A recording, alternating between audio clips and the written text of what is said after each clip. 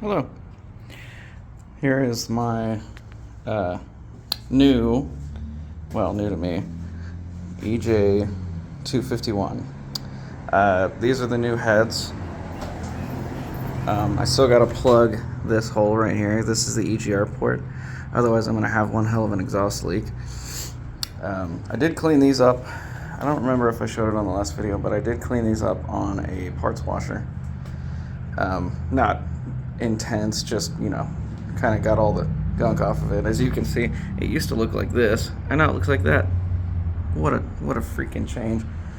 I also decided to slap the intake on, intake manifold, and I think I need to replace this hose, and I need to get an elbow for this one to go into there.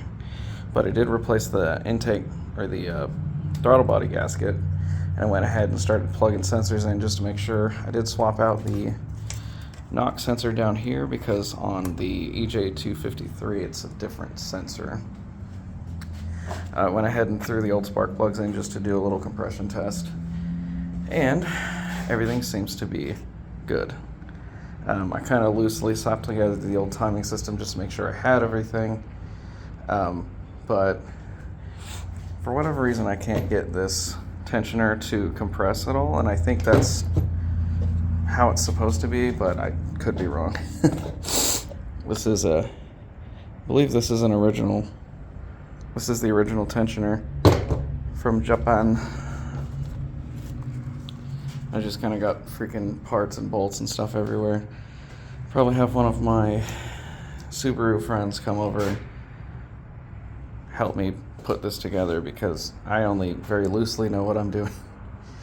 Because this is the intake from the 251, and then this whole lower section is the EJ253, so just kind of cobbling together something I can throw in the scuba-doo.